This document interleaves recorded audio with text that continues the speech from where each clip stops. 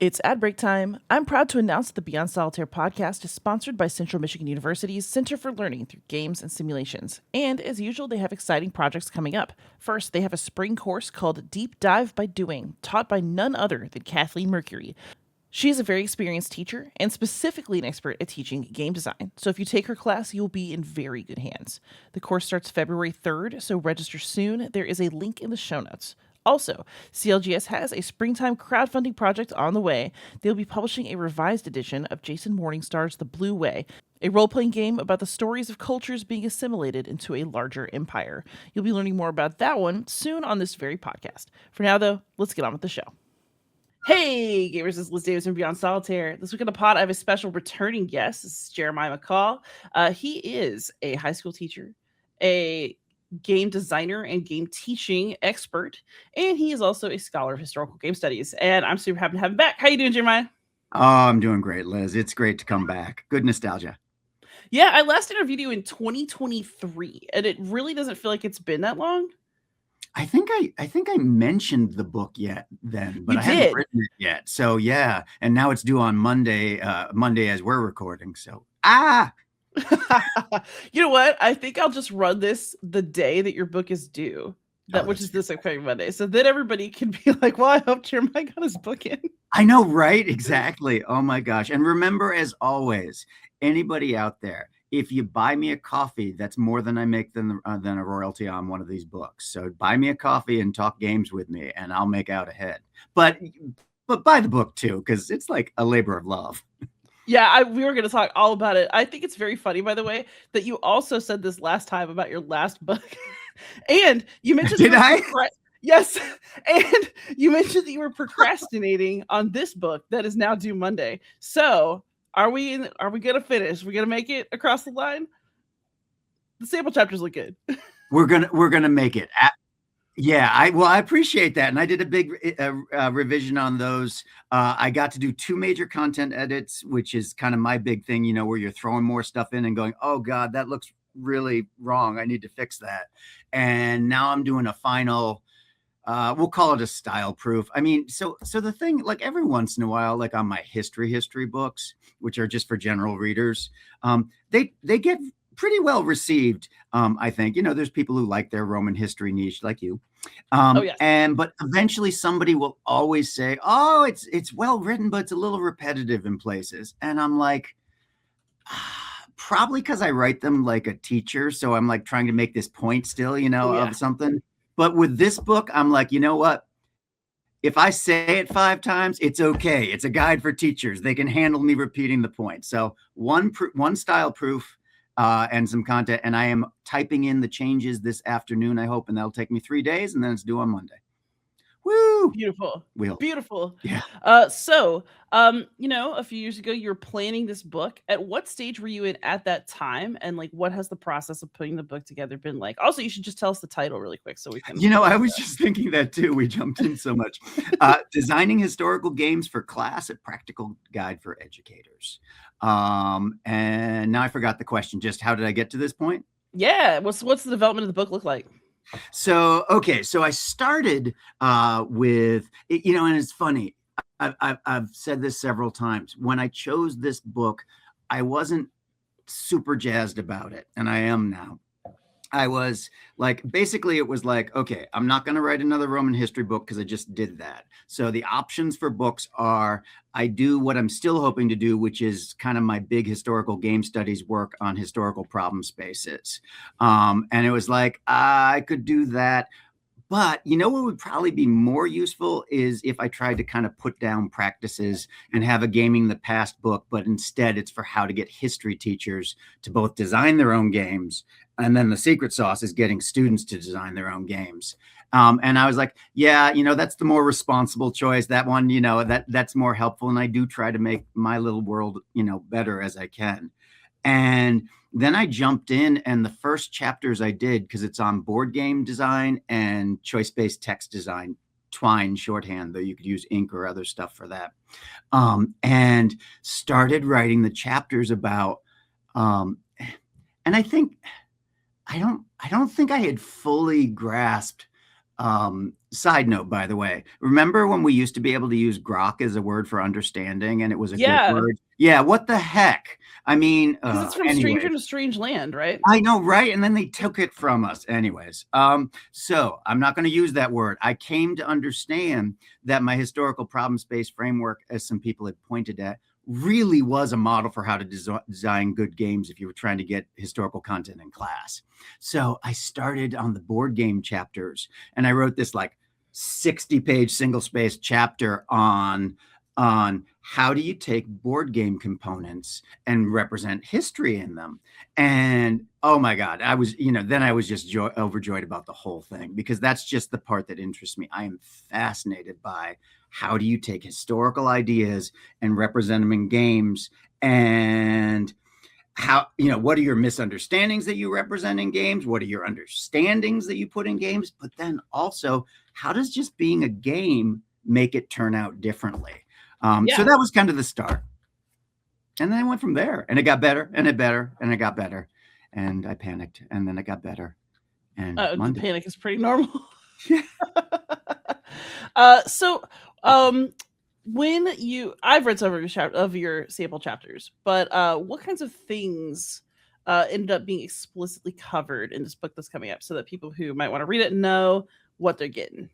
Yeah, so I really I focus a lot on practical, or at least I try to, in Gaming the Past and this book. I really want it to be helpful for teachers, and so there's kind of several key parts. So I started with my historical problem space framework, and it kind of does double duty, because I do have scholars in the field that are using that for historical game studies, but it's very much written for teachers. And again, I think we talked about this last time, but as much as it sounds highfalutin, right? All I'm saying when I'm saying historical problem space game work is to take history content. And I use this in the book. I say, okay, let's assume for a second that we've got historical content. Obviously, you and I know, because we've done enough studying and teaching, that that's problematic, right? We disagree on the content. The content could be made up by fascists. There's all sorts of stuff that can make historical content be debatable, and it should be. But leave that aside for a second for the purposes of game design, and assume we've got some valid historical content. To turn that into a game, you have to mold it like Play-Doh. You have to come up with a player agent. You have to have somebody the game's about, and it can be a collective, right? A group of people, like in the old Civilization board games, or it could be an individual, like gosh, what's a good individual? I can't think of a board game right now with a good individual. They're usually collectives, right? Like the Suffragettes, or I guess theoretically in This Dave is like Thompson. Napoleon. Yeah, that, or I was thinking in Dave Thompson's designs, you're kind of the squad commander in Undaunted. So that would be sort of an individual. Okay, so you got to have a player agent. You got to have goals. No goals, no game, right? And so the designers set some goals, and players can do that or not. And you're going to make what I call action choices. You're going to make choices that lead you towards that goal. And it's in a game world that's got stuff in it. I call them art modes: agents, resources, tools, metrics, and obstacles. Anyways, that's all that the historical space framework is saying, is these things are in all games, and they work together functionally. So this is talking about game mechanics. And since they work together functionally, if you're going to critique them, you got to pay attention to the fact that the parts have to work together. You can't just make random aesthetic things. You can make random aesthetic things, but you can't make mechanical pieces to your historical game that don't fit. So winding forward, that's a really helpful model for design, I hope. So I get into that. So here's the historical problem space framework. Then I just go through the basic design loop, right? Iterative design that we all know. And then I do a couple of chapters on board games. How do you take the historical problem space and put it into game pieces and game components? So Um, I'm hoping a lot of people will find it interesting for the historical problem space, even if you don't prefer to use that method, though I think you kind of do, whether you know it or not. Right? Yeah, I yeah, absolutely. think those will be interesting for experienced designers. So board games, then I pivot to choice-based text. How do you make choice-based text games? And go through in detail. What are they, and how do you do it based on a historical problem space framework? And then at the end of each of them, so that's like for the educator designers, like Right. how I want to make a game for my class, history class, and I don't know a lot about game design, or I know a lot or whatever, and I want to explore this. But then the two monster chapters are the ones for how do you get your students to go through? How do you guide it? How do you teach it? How do you assess it? Sample rubrics, what does this look like? So that's basic structure. So you're learning how to design the games, but you're also learning how to teach the kids as they're designing the games. Nice. And then Thanks. actually my favorite chapter in the book, because so this is something that I always struggled with as a teacher when I was in that career path, like trying to figure out how to get students to design games, how to assign games, how to assess the work, how to pace the work. My favorite sample chapter of yours was the entire chapter about suggestions for how to time and grade a game design project. So obviously people want all the details, they should get the book. But can you talk a bit about your process for like settling on how to structure that chapter and some of your suggestions for that, so that teachers can get maybe inspired to try it? So Because I great. think it's tough to get going. Yeah, and happy to. And I was writing the intro, as I tell my students, you're supposed to write the intro last. And I was writing the intro last. And one of the things I said is like, there's a well-kept secret. I was trying to be edgy and introduce people and stuff. And I said, there's a well-kept secret. A lot of us know that gameplay and analysis is great in history classes. There's not as many people that know that the real magic is when you have a student design a game, a historical game. The way that I'm proposing it, it is a major research project. So I already have, and that's sort of like point one, I guess, to your question is, this is based on the practices I've been developing for, I don't know, 20 plus years. I've been Yes. teaching 25 years. I think I've been doing game design with my students for 23 or something like that. So the students are researching, crafting, prototyping and testing, but then also doing some pretty intensive historical work at the end. So what I do then is I try to follow, what I've learned as best practice over the years. So point one, what do you ask him to deliver? Right, backward design, right? Educators are supposed to think about what's the assessment going to be? What's the thing that you want them to do first? And then you work back from there to get them ready for it. And boy, I've always believed that.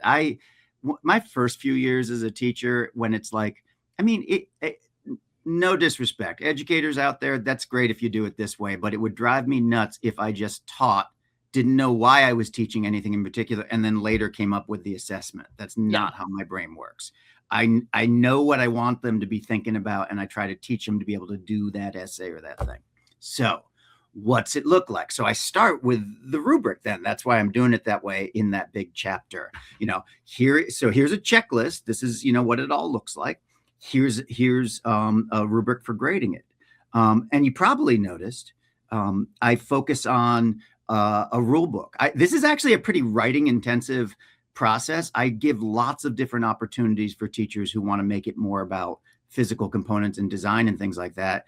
I find I want them to design, but I want to have an annotated rule book, because that's how they get the historical footnoting and documentation and stuff in. So I start with that. And then it's steps that I've learned over time. So first thing you got to do, right, is generate an idea. I was just having this conversation yesterday with a student. One of the things that jazzes me so much about this is the research all has to be practical and systems based. Useless facts are pretty clearly useless. For example, I had a kid yesterday who wanted to do a game on Roman diplomats. And I was like, Roman diplomats? Not really. That's not kind of how Romans did things. I mean, they sent some just dude, do a right? dance and throw a spear. Like, Yeah, exactly. Right, exactly. I mean, they sent some dude from the Senate, right, to go like seal the treaty or whatever, but there wasn't like a diplomatic corps with stuff like that. And the kid, great kid, just got excited about the idea of foreign relations with the Romans. Well, so the first step is you got to pass the litmus test of, do you have an identifiable player agent? Do they have clear goals? And then the part that breaks everybody's brains, but is the lifeblood for us historical designers, is what are their action choices? What could they actually do to reach their goals? Because if you can't answer that, you can't make a game about it. And so I talked with him a little bit, and I was like trying to steer him. I was like, maybe you should do the Republic, in the Mediterranean, fighting against other states. Then you could have diplomacy and stuff. And he was like, yeah, that makes a lot of sense. And then yesterday we were working forward on the design. The paper's due in a week, and he came up with the Senate growing as an institution and becoming more and more powerful in foreign policy stuff in the Republic. And I said, that's fantastic. What are the choices? And there were no choices. And so the reason I bring this up, he's going to make a great game. But I think the thing that's more exciting is not only is he going to make a great game, his brain is working. He's doing historian work. And so the reason the Senate thing doesn't necessarily work is it's not enough to be a jazzy topic. You've got to conceive of it as a problem space. yeah. So that's all in the first part, like how you get kids to brainstorm and research and stuff like that. After they've done that, I'm finding for board games, I am now requiring a paper. I have found that, so with the Twine games, with like the choice-based text, you're writing so much anyways, and you kind of have to plot it like a choose your own adventure, right? Here's my choices. This is what happens as a result. This is what happens as a result. I don't need them to write a paper because they're kind of writing that structure already. With a board game, I've found if they don't give me a detailed historical problem space with documentation, then it's going to get loosey-goosey on their stuff. So I'm still good, right? Because I'm still talking and you're doing a great job. No, this is good. So I really like this idea that you're kind of forcing them to really think about a problem instead of just kind of like a report. Because one issue that I always had with my students is they wanted to like learn a fact and then tell me the fact and consider like, okay, with the transactions done, can I have my A? But having to define a problem and then make players interact using possible solutions, like that's a very different way of engagement. I'm so excited you see it. I completely agree. It focuses research, which you and I both did our grad work. So right, I mean, when did we ever? Yeah. So when did we ever like just generically research? I'm just going to read some stuff and just see what's interesting. I mean, maybe if you had some extra time, maybe, but usually, right, we had a question. We were trying to figure this thing out or something like that. And so I've always felt that we have to be better about teaching research to our high school kid, every kid, because you're not supposed to just research for inspiration. Like if you're actually doing academic research, you're supposed to have some initial questions, and you might hunt and gather a little. Wikipedia is fantastic for an initial question, but you're looking for things. Well, yeah. So having to figure out that problem space for those identified agents, it clarifies what is useful and what is not. And I want to leverage that even more. I think there's ways, because I'm still growing. I'm 53. Sure. I've got, I think certainly at least 16 years in the classroom. One hopes, knock on fake wood.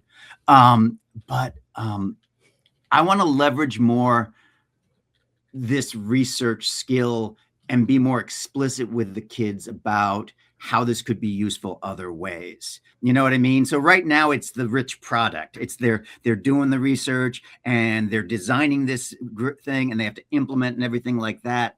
And it's really useful. Like you said, it's not just a fact repeating. It has to be useful. And boy, their brains start cooking when you say, what are the choices? But I'd like to see if I can be even more explicit of that in the future. But I think this book paves the way for doing that. Nice. I also want to talk, I think, about how you assess student work in these games. So you've already kind of mentioned that really what you're looking for is a problem space, but like, you know, I put a lot of prototypes on the table that blow up in my face that just need so much, or sometimes maybe they don't deserve to exist at all. And as a published game, like they deserve to exist as art that I attempted. No, I Um, understand. I'm with you. but you know, how do you handle like the, I guess, uncertainty of design and of creative work when you're Yeah. demanding that work in class? Because that's always something I struggled with. But on both ends, as a student, it always made me scared that I was going to mess up and lose my A because I cared a lot about that. And as a Yeah, it's teacher, I true. was always managing student emotions around it. Well, and that's a great question. And that's why I approach it this way. I guess my bottom line has always been give me something practical as a teacher. I mean, educators need to know how to implement it, and they'll do their own creating and adapting on the side. So I don't think, my rubric, anybody has to, if they want to follow it point by point, fantastic. I'm glad it's there as a structure. If they want to adapt it, that's great. So yeah, that question, how do you assess that is very central. So what I've found is that for me, that historical thinking, like you said, to be able to research meaningfully, implement and construct, right? They're applying it at a high level, create and imagining, right? They are reconstructing history, except for in a book form, they're doing it in a game form. So I'm interested in that. And then the really big thing I want, because like my thumbnail definition that I give my students is history is a selected interpretation of the past, or a selective one. So I want them to understand that. And so the question of, here's this game feature. If it fits my evidence, I know it fits my evidence and I can demonstrate it. If it doesn't fit my evidence, I know it doesn't fit my evidence and I can tell you why I did that for the purposes of the medium. That's what I want my kids to be able to do. So at the end of the day, I'm trying to create experiences where their thinking is really challenging, but the design itself is not the thing they're being graded on. So way I do that with board games is I have written parts be really important. For me, the most important part is the rule book. And the rule book has to lay out all the steps like a proper rule book, but it has to be annotated in my rubric. You got to have footnotes. You got to tell me what sources back things up. And you have to explain in each one, like footnote you give, that process. No, this did not fit the evidence, but I thought it was reasonable for people to act this way because whatever.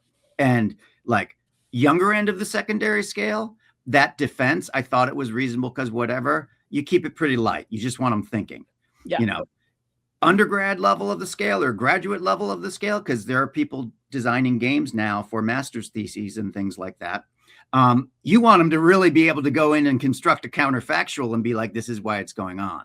Right. So the rule book is what gets most of the grade. And then they have a designer statement at the end, which, oh my gosh, I will make this plea. And I am a hypocrite. I am the world's biggest hypocrite because I don't think I've finished more than one single design statement for the 5 or 6 games I've made.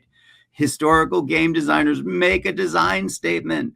Your game is so much more useful for classes and the world if you say, these are the liberties I took, this is what I was going for, and stuff like that. So I make my students do it. And that's how I kind of get that. So the assessment is on the places where they're thinking. The prototype need merely be functional, and it will break, like you said.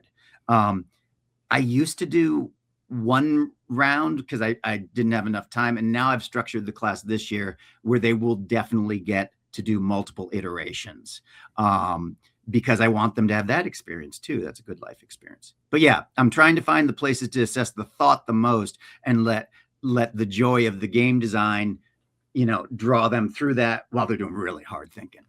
Yeah, absolutely.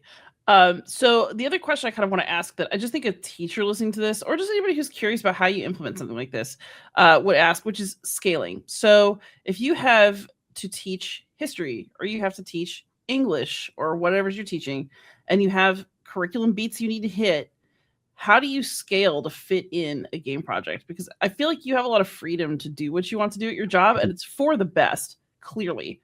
But a lot of teachers are working in much more restrictive environments. So what do Yeah. they do? So, little side note there. One of the things I came across, because you were talking about like other teachers or other people, one of the things I sort of came across, and I kind of knew it, but I didn't say it, is um, any game about a world uh, follows the historical problem space framework.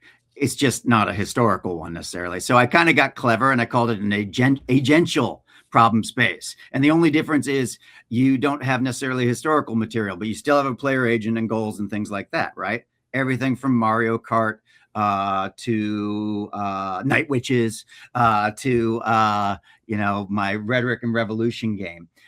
So this is actually a method that if somebody wanted to take the time, I only spend like 500 words in an appendix pointing out, look, literature teachers, science teachers, social scientists, right? Anybody who's talking about the world and how it is, you can make these games too. Anyway, but back to your statement. Yeah, so I guess what I would say is the way I would do it is I would focus a lot on the creative brainstorming and not as much on the design process if I were scaling it. I did a board. I tested this out a few weeks ago. I had my students play Roll Through the Ages, the Bronze Age, which I like a lot in my classes. And I had them play it in my honors modern world, not because it's based on modern world, but because it's theoretically kind of a loose pre-modern state thing. So I was like, hey, let's play this for a second and see. And they played it for a day. And then I was like, let's try this. I want you guys, you got 2 days. We just finished Ming China. Make me a game about the state of Ming China where you take this game and just adapt it. It can't be it can't be a direct reskin. You can't use all the same things, but you can take as much of it as you want and move it into pieces. And it took me 2 days, and it got them really thinking about power and control and choices in those couple of days. And they were really excited to have 2 days to sort of think in this way. So what I would say is I'd find smaller moments. I would not do research. I would instead have kids read a text that everybody was using or base it on a lecture I did. Yeah. So I would pick the content and I would make it like initial prototype, and I'd grade them on the design statement. I wouldn't grade them on the prototype. And that's how I'd fit it in. I think smallest you can probably do a board game. If you're going to game jam it up and have it just be this is a creative exercise that gets you thinking about agency and history, you can do it in 2 days, 2 class periods. I mean, I'd take 1 homework, 2 class periods and 1 homework. And you could say, okay, day 1, problem space this reading I gave you. Day 2, turn it into a game, and then overnight find somebody to play test or just write it up. Twines, the choice-based texts, are even faster because there you're just laying out choices. Do you do this or this? I have not done this yet. I keep saying I should do this. I keep writing this in my books, but just take anything you're talking about with an agent and have the kids really quickly make a choice tree. Okay. Sorry, I'm not all about like state agent males persecuting people, but Hammurabi is just such an easy one. Okay. So it's like, you got Hammurabi, right? What's he trying to achieve? Okay. He's trying to achieve this and this. What are some choices he can make? Oh, he could do this or this. All right. Map it out. What would happen if he had done those things? Yeah. Or, more interesting, you're a Babylonian woman in the law code trying to get a divorce and the laws aren't that easy for you. What are your options? Map it out. You can do this or this. And then what happens? That can just be a class exercise. And I got to say, that framework, I mean, in all humility, it really works for let's take an agent and let's think agentially. And there's problems with that. We don't always know our goals. We don't always rationally seek our goals, but it's really useful if you want to try and think about somebody that way. So that's how I'd scale it down. And then you could do a bigger thing in a week, and then 2 weeks could be bigger. And then you start to scale in more research, and then you start to scale in more design. So if I was doing like a 2-week board game project where it was like, 2 classes one week and 2 classes the next week or something like that, then I would probably, well, one of two things. I would decide, am I more interested in them actually making the gamey part, or am I more interested in them doing the research part? And I would lean that way. Nice. I'm also thinking about those choices like, ooh, that'd be so fun to do for like a battle and think about like military strategy and weapons and like tactics even. Yeah, for sure. That Yeah, could be really fun. and you know, and there's a reason, right? There was a great article by Javier Rubio Campillo, wrote it in 2024, and basically he took the Board Game Geek database and pulled all the historical games out of it, and he got 6,000 hits maybe out of the 100,000 games that are on there or something like that, and did some data analysis. And shocking, Liz, would you believe that the vast majority of games were on War and Empire? I'm so shocked. I know. I never have imagined. Right. How could it be? How could it be? And I think obviously, Western society, as problematic as that term is, we have way too much fascination with war and empire. However, I think there's also a design reason. The design reason is what gets more agential, right, than a commander saying, go there and seeing what happens, or a lieutenant saying, go there and see what happens. What gets more problem spacey than I am trying to control this population and get my taxes and stuff like that. Not endorsing any of that in any way, shape, or form. All right. Don't be evil, people, please. But it's already kind of problem spaced. I think, yeah. I mean, it's almost like, you know how there's those teachers who talk about wars a lot because they like the concreteness of it. So, yeah. But that being said, I enjoy crafting military history games myself too. And yeah, it would be so good for a choose this or this or this or this or this or this. Yeah, that makes a lot of sense. This always leads me to so many other questions. I got so many answers. Some of them are good.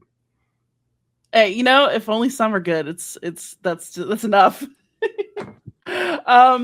So I guess my question for you is, what is the state of educational gaming at this point? Like, how has it changed since we last spoke? Because I feel like it's getting hotter. When I was at UK Games Expo, there was an entire panel thing. I think it's a day-long thing about educational games. So it's hot in the UK. I feel like more teachers are talking about it. But as somebody who's just kind of been on the scene, watching everything evolve, what does it look like from your perspective? Yeah, that's a great question. I'm glad you've seen some of that. It's hard for me to know sometimes where things are going. I think, right, education is so slow in picking up things sometimes, and it has been so slow with games. Well, yes and no, okay, right? Because in the late 60s, early 70s, you had this simulation wave, and it went through the 70s where teachers were like, we got to have social science simulations, and it's great stuff, and this is awesome. I remember when I first took my first high school job 25 years ago, and I just combed the library for books about game design and stuff like that, and that was it. There hadn't been any. So I started teaching in high school in 2000. So in 2000, you had to go back to the 70s to get anybody talking about any of this stuff mostly. So it was that heyday, and then it kind of went away. And video games have been slow to kind of come in, and I think people are starting to get that some. Board games have had to have a renaissance. I mean, I'm living proof. My initial work in high school games was board game design. Then, for various reasons, I was in a school this wonderful school where I could look at computer games. And so I really worked on that. Now I've really kind of been focusing on the board game side and the choice-based text, because there are more games out that are easier. I was trying to think about this the other day, Liz. Yeah. In 2000, so I know people complain about the Board Game Geek difficulty ratings. I have found that generally it's a pretty reliable guide that I have to be around a 2 for my open for my non-tracked ninth graders, Yeah. and for my honors 10s, I can get up to 3 on difficulty, but I'm going to have to really manage it. Right. But that's me. I'm not. I want to be efficient and use time, but as little as possible to make sure we're getting it. So I don't think there were a lot of historical games that were around 2 difficulty in 2000. I mean, Catan, but Catan, it took me years to appreciate that you could do imperialism with that because it's so generic. But like, what was there? Roll Through the Ages hadn't been created. Seven Wonders and Seven Wonders Architects hadn't been created. These are my go-to like games that are playable in class. Well, Agricola was never easy, so I didn't use it. Parthenon was pretty good. Oh, the Grizzled, that game. Oh, yeah. Yeah. So these games like that, they just didn't exist. So maybe that's partly why I didn't do board games at first. So that's got to be helping teachers too. Is this that the materials are now more doable?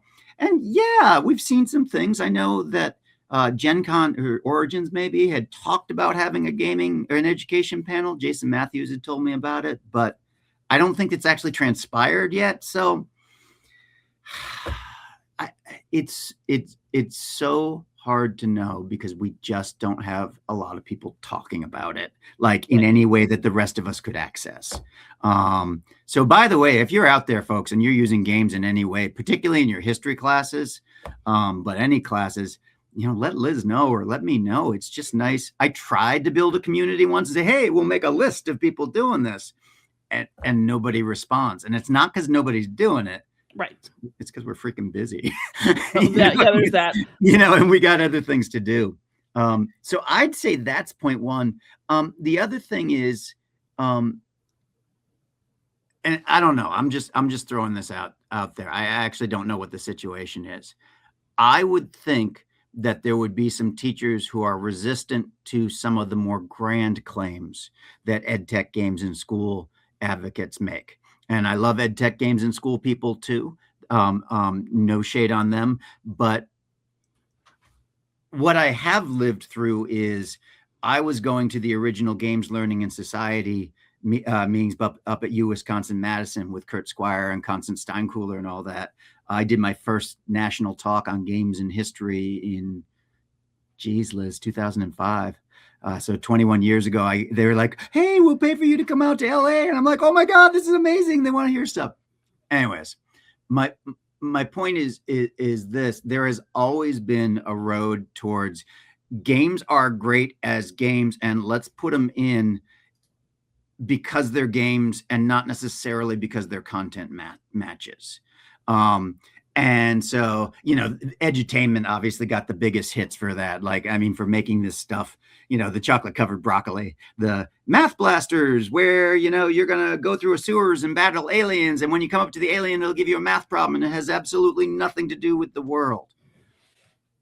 But like, that's not how you beat aliens. Right? It's like, I will multiply your butt, alien. You watch out.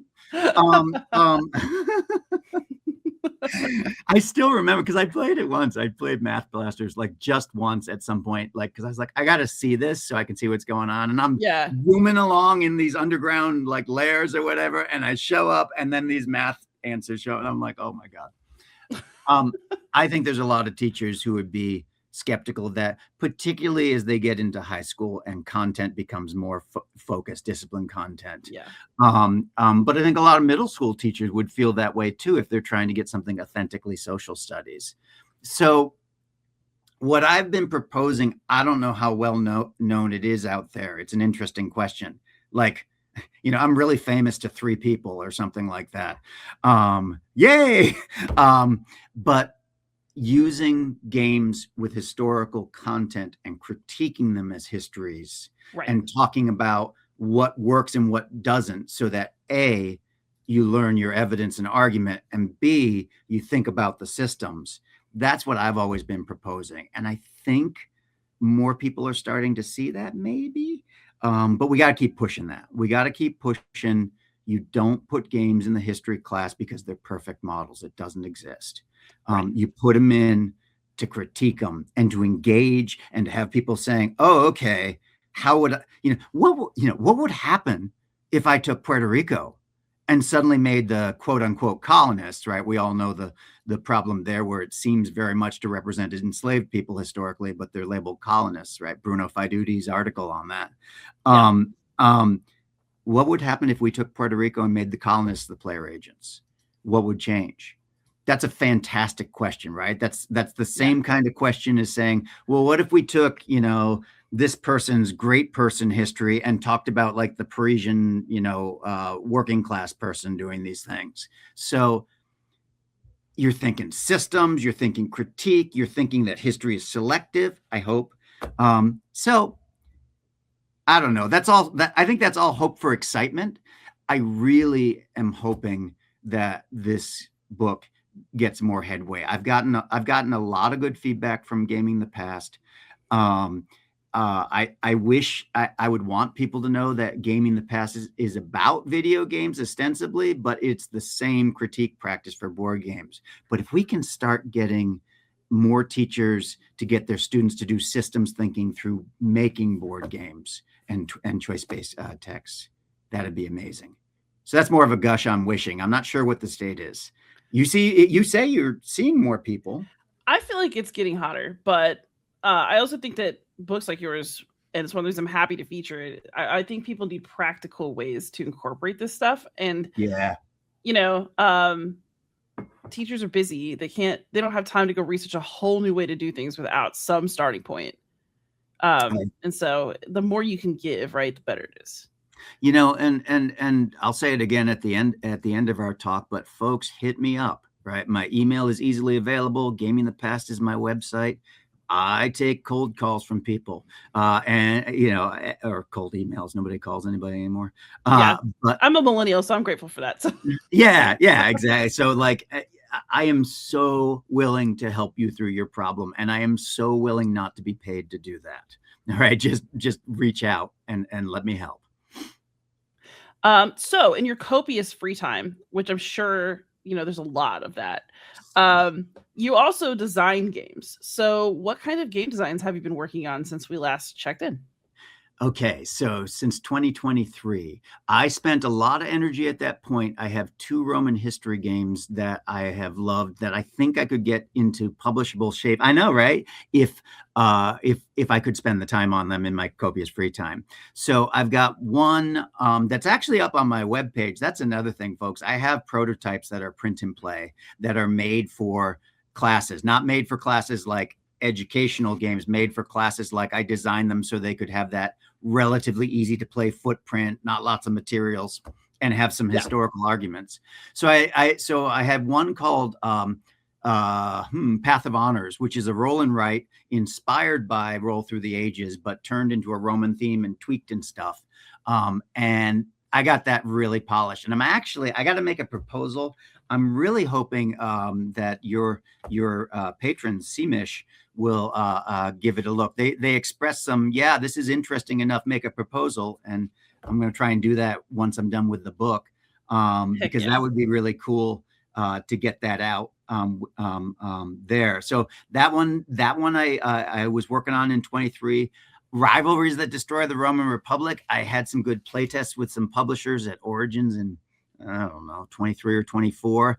And the changes that need to be made, I just have not had the time. But it's a cool game. But what I needed to do is add more oomph to the characters so that you have more motives for doing stuff. Like the systems all work great where you're backstabbing and disrupting assemblies and stuff like that. But I need to create actual, Catos and Ciceros and Caesars. So at some point I'll go back to that. But those were the 2 I was working on at the time. But then since then, I've had two major successes one and a half. So first is Rhetoric and Revolution, which I had been trying to come up with a French Revolution game. Yeah. By the way, do we still do this on video? Yeah, this is the video go up. So for fantastic, there you go. Look at that. We're looking at a board that has sort of a range of like it looks like political stances in the National Assembly and the French people. Yeah, and then they got these little agent cards that like have like a political persuasion and some abilities on them. So I was trying to figure out the Master French Revolution game. And there is one, 1793, which I got copies of for class and have not actually taken the time to learn it. Because, by the way, pro tip, folks, you better learn to play the game before you have the kids play it. Otherwise, that's not going anywhere fast. And so what I did is I decided, okay, I think I can make a game about this like early year and a half in the French Revolution when this first National Assembly is making a constitution. I'm basically, I can simplify it. No Bastilles are being stormed in there. No women marching on Versailles and dragging the king back. War has not been declared yet. The king hasn't run away. So this is a period where the Legislative Assembly is mostly rhetorically arguing with each other and using themes to try and pass these different laws, and the salons where men and women are meeting and hosting and thinking are being run, and newspapers. So once I got it to that, I was like, okay, I can make this game. And it took me a while. The first design, so the problem I was having, right, is like on a simple level, you want your conservatives, your moderates, and your liberals, or as I tend to call them, your right, middle, and left in the revolution. Yeah. How do you compete for laws when the obvious play mechanic should be a vote, which would give you a binary, but you don't want a binary, you want a trinary, right? You want, and so what I finally came up with is we're not going to hold votes like people raise up. I was going to have it like that, like you just move meeples and its area influence and whoever gets the most votes wins. And I was like, no, what we're going to do is you still move meeples for influence. But what's going to happen is there's going to be a percentile die roll. And the closer it is to 100, the more left the law is. And the closer it is to 0, the more right the law is. And the middle is that middle range. And so the game, and this really, and I was like, yeah, this will work. And so the game became, how do you either persuade the meeples in the assembly to go left, which would give you a plus to the die roll, or right, which would give you a minus, or moderate, which would neutralize? And how do you get the law itself through your speech work, the current proposed law, to move left or right? Right. So first draft last year, I had versions of the law. So if you tried to propose this law, there was like a conservative version and a liberal based on historically what they were arguing about, and they had different number thresholds. Okay. And then they could play the game, and the agents, and they give speech cards, and the speech cards would give bonuses, and it's all modifying this die roll. And I had no trackers, Liv. It was the most arithmetically complicated, annoyingly so game. And my honors kids were so sweet. They were great about it. They were like, yeah, we should do this again. But you had to keep track of all the math. Oh, I've played this many theme cards, and my ally on the table played this many theme cards. So that's plus 20, plus 25. So and if you didn't pass the law according to your political persuasion, it went back into the pile, and somebody else could try and pass it in their political persuasion. So nothing was getting passed. Everybody was failing to make their rolls. 2 fixes, and this year it went great. 1, a tracker. You just have a tracker keeping track of the current points for and against the law based on people playing cards. Get rid of all the math. And second one, a die roll where one version of the law is going to pass no matter what. So you're going to propose the law. People are going to be, players are fighting for it, but there will be a conservative or a moderate or a liberal outcome to that law. And then you count up the number of laws you got and decide which group wins. And it went really well. Play tested it, my second big class play test last week or the week before, and it went really well. So that was one. And the second one is Dawn of Cities. I wanted to make a game about how Sumerian cities form. And cool. Yeah, I know, right? Because it's like, I'm trying to make games that fit my curriculum. Because one of the big things about bespoke games is they're wonderful and polished and pretty, but you have to bend your curriculum around them if they're not really what you're trying to do. Ancient history is bad for that. It's hard to find ancient history games that fit a general survey curriculum. Roll Through the Ages, Seven Wonders, those are good. I would love to try Mabel Holland's Nicaea, but how bespoke it, like how focused is that if you're not doing It's a little too sassy for the classroom, but definitely Yes, try that's it. what I Yeah. thought. That's what I thought. But I loved the idea. It's like, yeah, right. Oh no, it's a blast. Yeah, you should definitely have a look at it and Yeah. maybe talk to her about whether she's okay with you doing like a de-spiced version for class Oh, or that's not. a really good. Yeah, that's a good point. I will. I do want to give it a look. So anyway, so I was like, okay, I'll make a game about Rise of Cities. That's on my curriculum. So I thought I won't, just really simply, not too much in the weeds, right? Oh, you had farmers, and then the farmers had surplus, and so that played for specialists, and the specialists had to go somewhere, so they went to the cities. So that was what I was going to do. I found this article on Mesopotamian cities, Rise of the First Cities, cold emailed the archaeologist who's in charge of the digs in one of these cities. Yeah, I get it. He loved the internet, and he was great. And he was like, what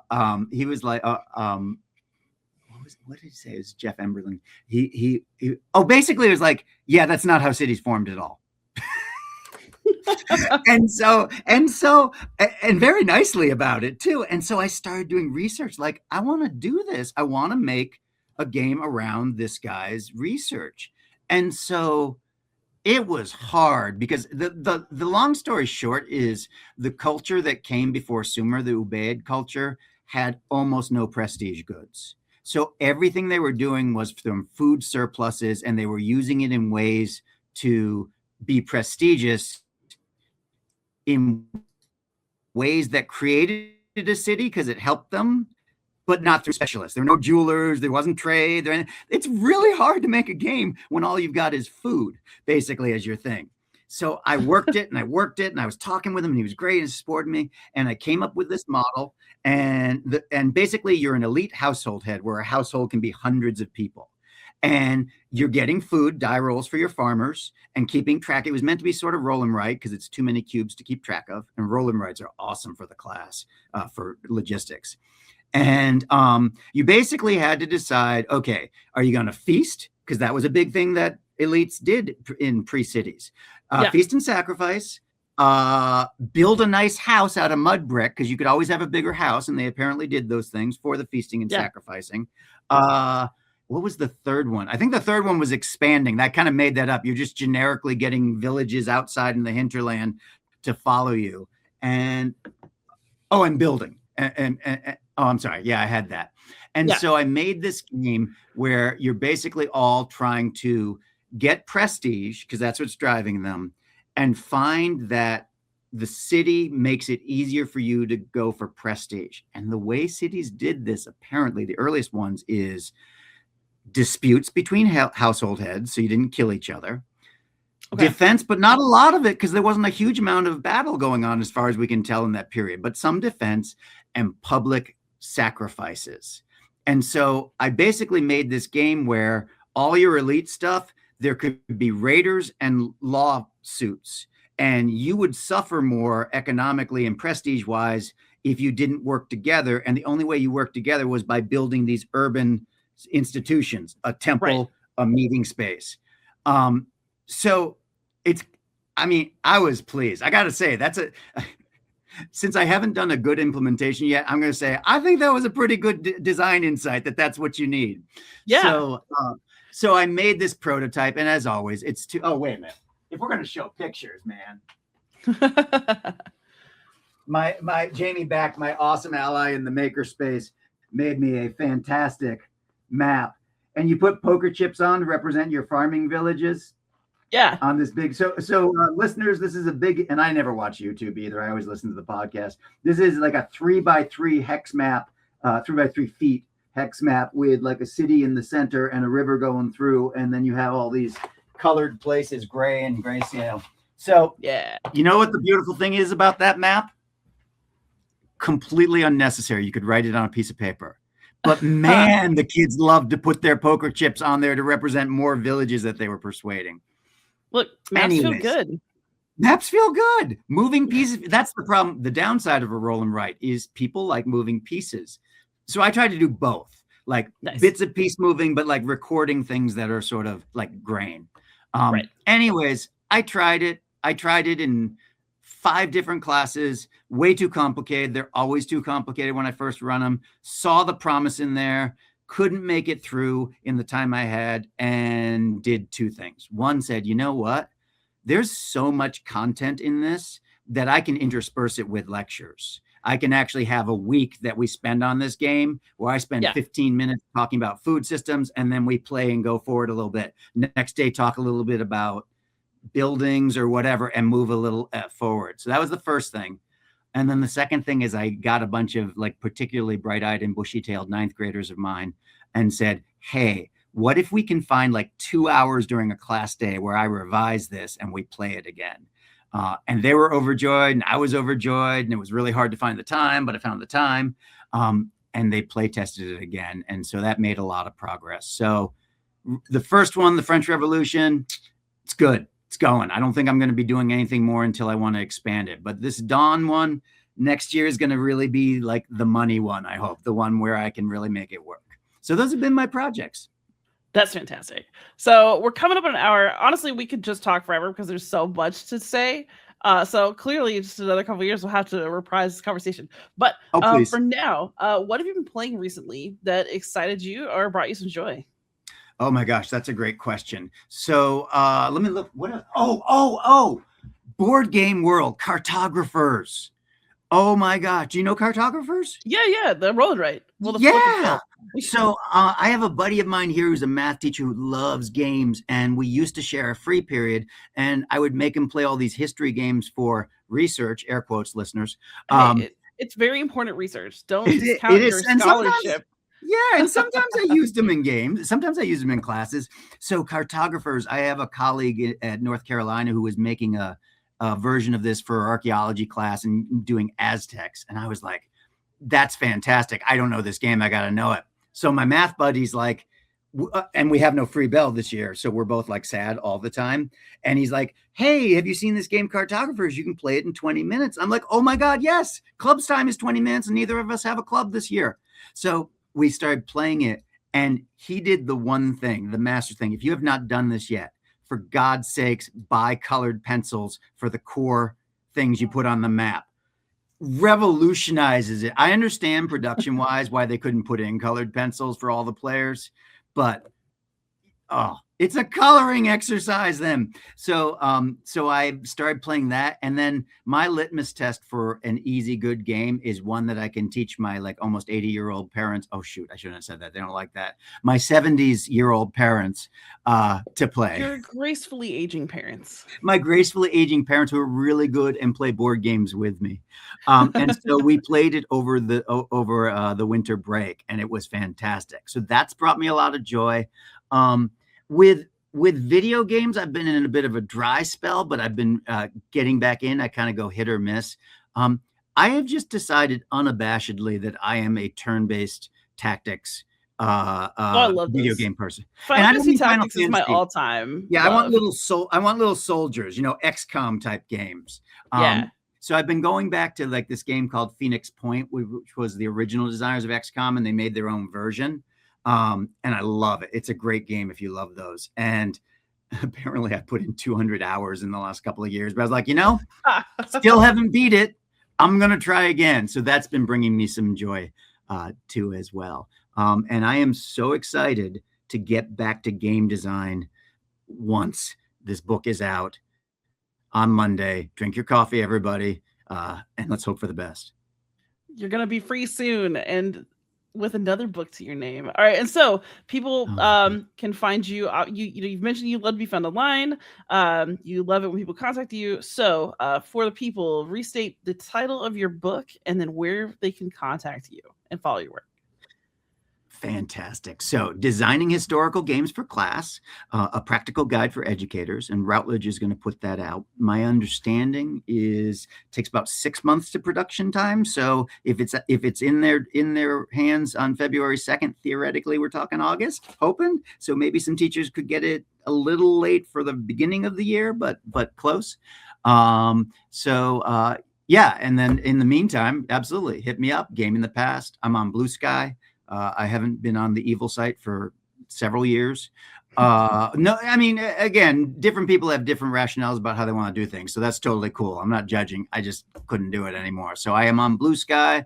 I'm even on Mastodon. I did that And then I'll throw it out there, jmc.hst@gmail.com. The only people that are abusing my email now, oh my God, I'm getting so many spams that are AI generated from people who want to take my books and make me rich. It's a Oh, new Lord. genre of thing. I get hit every day. It's like, and they're really quite amazing. Like AI is like basically clearly scraping from the net the discussion of my book, and then they write Yeah. this long letter that they write. Which, by the way, Liz, thank goodness you're so nice about me talking so much, because I'm talking so much. But um, this is not a how to use AI book. I really don't delve into it because I don't want to get into the AI wars. But philosophically, I am absolutely convinced that in the humanities, we're about humans talking to humans about humans, inciting humans.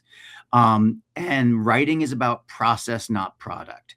And game design is about process, not product. If you have a machine do all this stuff, then the child doesn't think and the child doesn't learn. So I offer ways, if you're feeling as an educator that you can't escape written, that if you give written projects, then you're not going to get authentic work. I give presentation ideas and things like that and everything like that. But this is not about like having AI make your game. This is a very much having humans do the thinking and learning. So there's my little, service announcement. Good, because I 1000% agree with you. Jeremiah, thank you so much for coming on the show again. It's been such a delight to have you back, and I'm just looking forward to future work.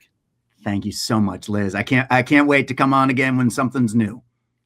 All right, everybody. I can be found everywhere online as Beyond Solitaire. Don't forget to like, subscribe, comment, ask questions, and most of all, happy gaming.